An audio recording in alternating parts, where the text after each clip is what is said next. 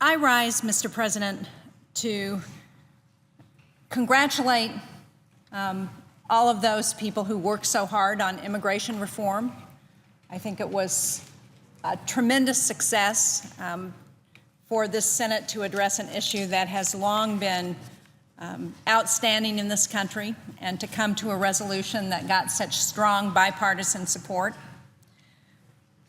But despite that success, one of the things that we were not able to do is to address what's going to happen with student loans, which, without any action by Congress, we know that subsidized direct student loans will increase on July 1st from 3.4% to 6.8%.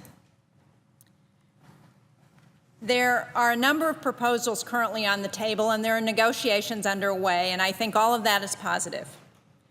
But as we think about the challenge that our young people face, it's important that we think about getting rid of obstacles that prevent them from going on to college, from getting degrees in higher education. Last month, I had the privilege to speak at the commencement ceremony at Keene State College, one of New Hampshire's great public colleges. The students were celebrating their graduation. They were eager to put their education to work and find meaningful employment. Their optimism, their sense of hope, and their enthusiasm to make a difference was palpable.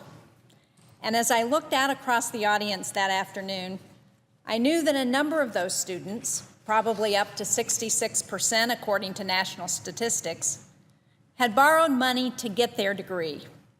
These students and their families viewed higher education as so important that they were willing to take on significant loans to get that degree.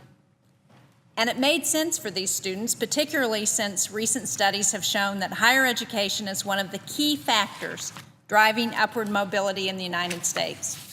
In fact, earlier this year, the Pew Foundation's Economic Mobility Project showed that even during the most recent economic downturn, a 4-year college degree provided protection in the labor market for recent college graduates.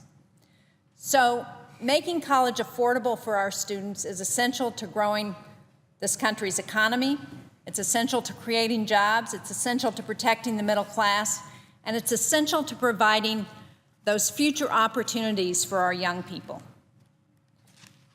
Now, on the one hand, we know that we've got to make higher education more affordable and available to our young people. And yet, on the other hand, over the last 30 years, tuition and fees have increased 167% at private 4-year colleges and 257% at public 4-year colleges. Now, if we adjust that for inflation, that means that tuition has increased faster than the cost of gasoline, health care, and other consumer items. So, as we're thinking about how to deal with these student loan interest rates, it's important that we provide some protection for our students, because if we don't, we're going to price middle-class families out of a higher education. In my state of New Hampshire, the student loan debate is especially critical, because last year, and for several years before that, New Hampshire has had the highest average student loan college debt in the country at a little over $31,000 per student. Not only do we have the highest average loan debt, we also have the second highest percentage of students with debt in the country. So, as I listen to these young people, I know that the high cost of student loans is financially crippling. And we've heard from some of those students who talk about the challenge that they face as the result of the cost of their student loans. Julianne from Gilmanton wrote that her education is crushing her. She earned a master's degree, and now she works for a New Hampshire state agency, and she's an adjunct faculty member at 2 local colleges. to finance her education, one that she thought and that people told her would guarantee her a job after graduation, Julianne took out more than $220,000 in loans. Last year alone, she paid over $13,000 in those student loans. And she can't buy a house, she can't secure credit. Even though she makes a respectable income, she says she can't really pursue being an active member of the community because she's got those student loans hanging over her head. Lauren Bowden is another young person we've heard from. She graduated from West High School in Manchester a couple of years ago, and she went on to get an undergraduate degree in biology. So she's getting her degree in the STEM subjects, one of the things that's so important to the future of this country.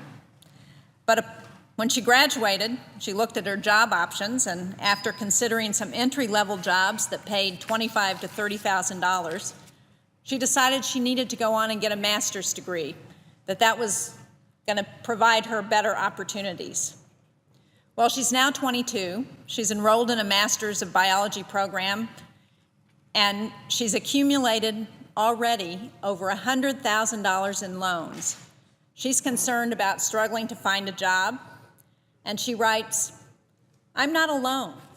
This is an entire generation of my peers in this country who did the same. We followed our dreams. We earned our degrees because this is America, and you can be what you want to be as long as you work hard. We have worked so hard. We will keep working hard. But will it be enough?" she questions.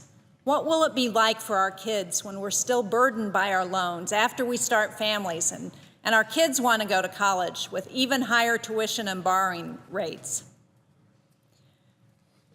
Recently, I had a chance to speak with Barbara Ruth Lane, who's the Executive Director of Financial Aid at Granite State College, one of our other public colleges in New Hampshire. Last year alone, Barbara and her colleagues helped students access $9 million in federal loans. Significant help for students who want to get that advanced degree and need financial help to do that. But Barbara's quick to point out that the number of students helped and the amount of financial aid they've received doesn't really illustrate the human cost that those loans take on a student. To illustrate the point, she told me the story of a student who lives in the North Country of New Hampshire.